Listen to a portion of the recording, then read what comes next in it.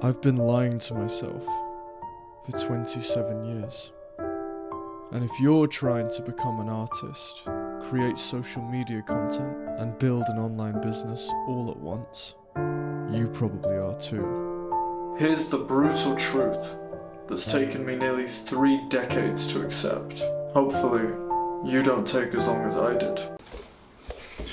Even when we're really committed to working hard on our goals, we rarely achieve them. Why is this? Easy. We try to do everything all at once. And when you try to juggle more balls than you can handle, you're gonna end up dropping them all. As soon as that happens, you just revert back to your old habits. You know, the ones that kept you stuck in the first place. When I decided to make this video, I had to do some digging. And in my search for polymathic perfection, I found something that might just hold the key to mastering the many areas you want to conquer in your life. But be warned, because you might not like the answer. But first, we need to talk about consistency. Here's why. Without the ability to be consistent, you will never achieve anything. Without consistency, Michael Jordan doesn't win 3 championships in a row on 2 different occasions. Without consistency, Messi does not become the greatest player to ever grace a football pitch. And the same applies to creating things with your mind. The question is, how? The good news is, psychology research has found a pretty easy way for you to pursue your goals. By just making a specific plan for where, when, and how you're going to do the skill you want to develop, you will 2 to 3x the likelihood of you sticking with that habit. In one study, the researchers asked the participants to fill out this sentence. During the next week, I will partake in at least 20 minutes of vigorous exercise on day, at time, at/in place. So 20 minutes of push-ups at 8 AM in my bedroom, for example. The researchers found that the people who wrote this sentence were almost 3 times more likely to actually exercise compared to a control group who didn't make any plans whatsoever. This simple sentence structure has a name: implementation intentions. And it's about to become your secret weapon for actually following through on your goals. The reason this works is, when someone states when, where, how, and what they're going to do, they're not just doing that for the hell of it, they're doing it because they're intending to do it. Better yet, this finding has been replicated in various areas, from exercising to recycling and even quitting smoking. But here's the kicker. Implementation intentions only work when you focus on one thing at a time. Eh? What you mean I have to focus on one thing at a time? I should bash your bloody head in. Dude, please relax. I'm not the one saying this, okay? This is what follow-up researchers are saying, not me. Oh. Alright. Oh, thank God. But why? Because researchers found that people who tried to achieve multiple goals at the same time were less committed and less likely to actually complete the goals compared to the people who only have one goal. It's crucial you understand this. I don't think it's a coincidence that this is also advice that successful people utter all the time. I hate to admit it, because I don't want to just do one thing. But maybe they have a point. From the age of 14 to 30, Derek Sivers only wanted to be a musician. His entire early existence was focused on that one goal. Pursuing that goal didn't only help him develop musical skills, but also led to him building a booming business that he sold for $22 million. After that chapter in his life was over, his focus shifted to writing, all by focusing on one thing. Or as he calls it, monomaniacal. Here's him in his own words. I'm usually lost in whatever I'm doing at the moment. I learned a word 3 days ago, monomaniacal, and I read the definitions and I thought, oh, that fits me. I get really into one thing at a time, and I will wake up at 5:30 in the morning and do that one thing until midnight, stopping for like 20 minutes to get something to eat. I'm monomaniacal. I get really into one thing. Tim Ferriss, another guy who's achieved his fair share of accolades and a good friend of Derek Sivers, said this. Don't be a donkey. Don't be a donkey, and a lot of people have put this on their mirrors as a reminder, is an allusion to Buridan's Ass, which is a fable. And it's about a donkey who's standing halfway between water and hay, and he wants to drink water, and he wants to eat the hay. Back and forth, water, hay, water, hay, water, hay, and then it dies of starvation and dehydration. And the point being that the donkey can't think long term. It can't think of doing things in sequence. So as a 30-year-old, you don't want to be, in the case of Derek, didn't want to be pigeonholed, didn't want to be told what to do by the world, didn't want to have to choose one path or over-specialize, so he wanted to do everything at once. That's how you end up going a millimeter in a million directions and not making much progress. So his reminder to himself was, don't be a donkey. Think long term, focus on, say, one of each of those 5 for a year at a time. And if you're able to do that, if you're able to single task in a world where multitasking and distraction are the norm, you have a superpower. If you look at what most successful people say, they all seem to be singing from the same hymn sheet. It doesn't matter what field you look at, you will never find a successful person telling you to jump around and multitask. But you will always find them saying you need to knuckle down and focus on just one specific thing. I've got to be real with you. I have always hated hearing this. For whatever reason, the idea of just focusing on one thing forever has always just really turned me off. I hate it. I hate the idea of having to do that. And whenever I heard people giving that kind of advice, I'd have a visceral reaction to it, almost as if I was being personally attacked. And because of that, I just blow those people off and say, they don't know what the fuck they're talking about. Like, of course I can make multiple things work, right? But I'm 27 now, and the fact is, I haven't. I want to make music. I want to make films. I want to write stories. I want to act in the films I write and direct. I want to make money online and become a successful YouTuber. These are all things I want to do. But why do I want all of these things? Are they innate desires I've always had? Or have they all just come from the culture I was raised in? Because what if the real reason I get so triggered by people who say I should only focus on one thing isn't because I'm special? What if it's just because I've been conditioned by my culture? Maybe I do need to focus on one thing at a time. And who knows? Maybe I'd prefer it. And maybe you would too. The point I'm trying to make is, don't get blinded by your biases. If you want to do many things with your life, question why you have that desire in the first place. Where is that coming from? And if you get pissed off when successful people call you a donkey for trying to do multiple things at once, inspect why you're so upset. For me, a lot of it just comes down to arrogance. I've always just assumed I know better. So much so that I've even thought I was above writing things down. Because in my head, I feel like I know what I need to do and I have the power to do it. And although that is true, in my actual lived experience, that's not what happens at all. I'll be honest with you. When I don't write down what I need to do, my life descends into chaos. It's no secret that the modern world has always been designed to distract us. But in 2025, without a plan, I don't stand a chance.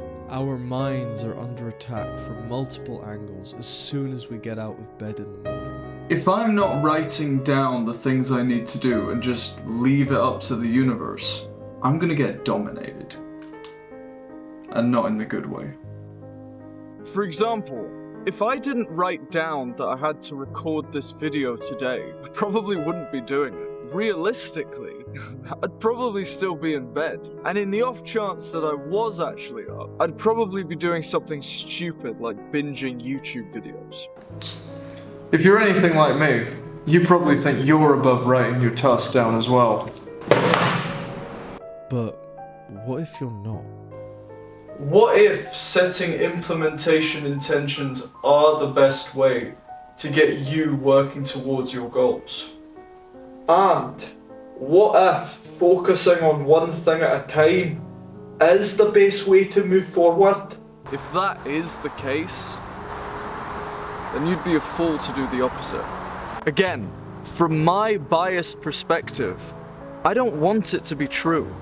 I want to be talented enough to make multiple things work at the same time and be successful at all of them. But just because I want something to be true, doesn't mean it is. But this raises a question. Why is focusing on one thing so effective? When you start a new habit, it requires a lot of conscious effort to remember how to do it. After a while though, the pattern of behavior becomes easier, until eventually, your new habit becomes an automatic routine that you can do with your eyes closed. Researchers call this process automaticity.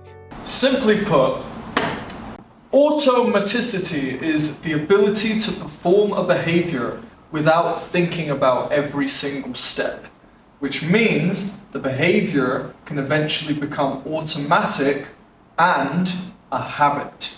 Think about Eddie Van Halen.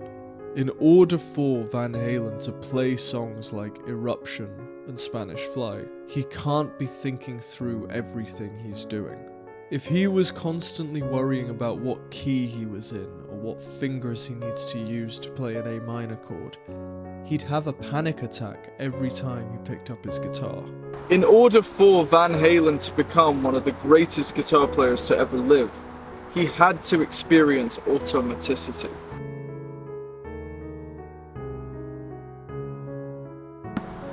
Just like that. How did he do it? Through years of deliberate repetition and practice. On a side note, if you want to learn more about deliberate practice and the golfer who seemingly invented it, I made a video about it in detail. Once this video's over, just click the first link in the description, you can watch it. Now let's continue. In short, the more reps you put in, the more automatic a behavior becomes. Makes sense, right? Excuse me sir, that's really cool but how long does it actually take to develop automaticity? Good question, young man.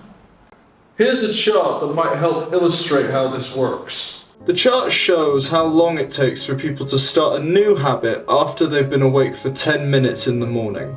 At first, there's zero automaticity whatsoever. After about a month, the habit starts to become pretty routine. And after about 2 months, the habit is almost as automatic as a Nikola Jokic jump shot.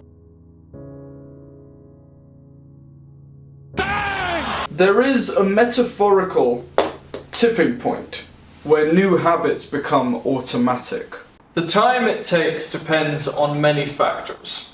For example, let's look at me trying to play the keyboard. Now, I want to learn how to play challenging stuff, which means it's going to be harder to do.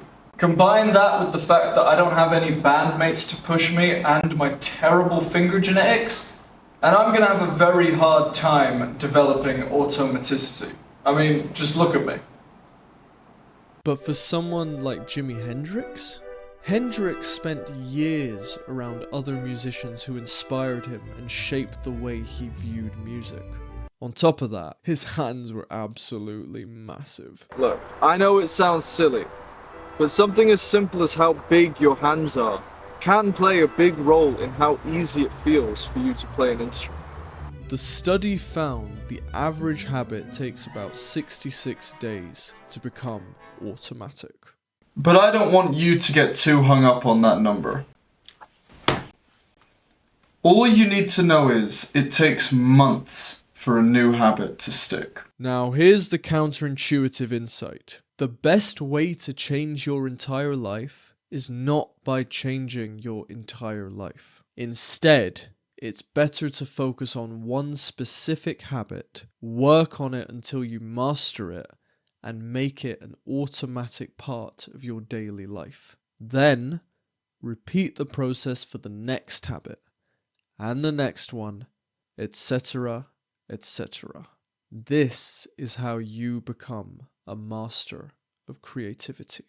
Not by trying to master everything at once, but by focusing on each piece you want to master individually. And bang! Within 10 years, you'll have a skill set that's impossible to ignore. Generally speaking, the most successful people aren't generalists, they're specialists. Paul McCartney was a world-class musician, but he was a rubbish actor. Michael Jackson was one of the best dancers and performers of all time, but he couldn't dribble a basketball to save his life. We have a bias to cherry-pick the select few who were able to make it work in multiple arenas.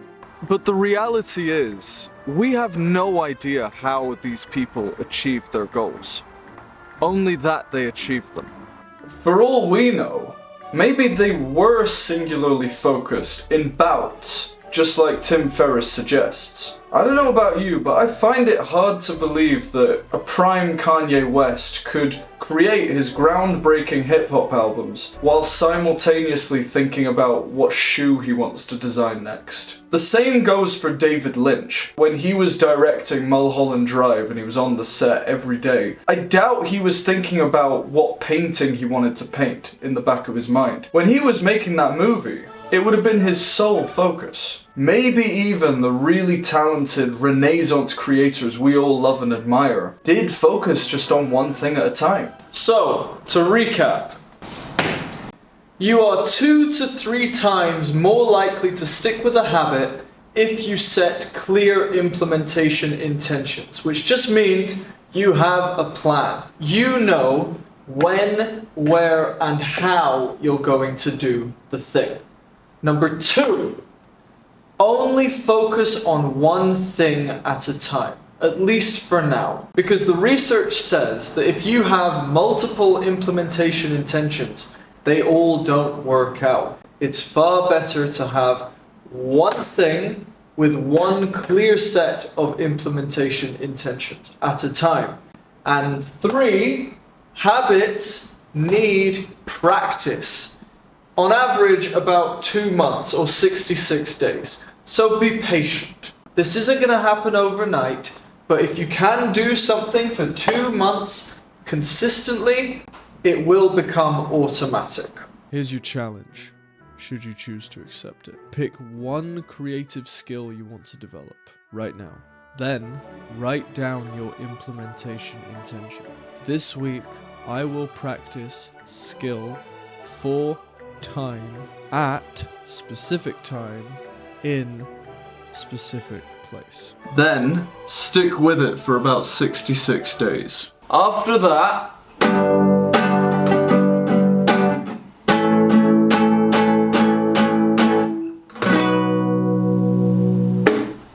add the next skill. If you want to become a creative genius like all of the people you admire, it's not enough to just focus on one thing. You need to be consistent, you need to be persistent, you need to know how to practice in the right way so you're not wasting your time. And I have videos that talk about both of those topics in detail in the links below. So if you want to understand how to deliberately practice and not waste your time, and you also want to know how you can be consistent for the long term so you don't give up, the videos are down there. Also, I've got links to loads of other stuff down there. I've got links to free things, I've got links to paid things. Sign up for Cortex. It is by far the best writing and note-taking app ever. I haven't used all the other ones, full disclosure, but I use this one for like everything, and it's so handy to have everything in one place. If you use my link, you can sign up for free, and I really recommend it. And on that note, I will see you in the next video. Bye bye.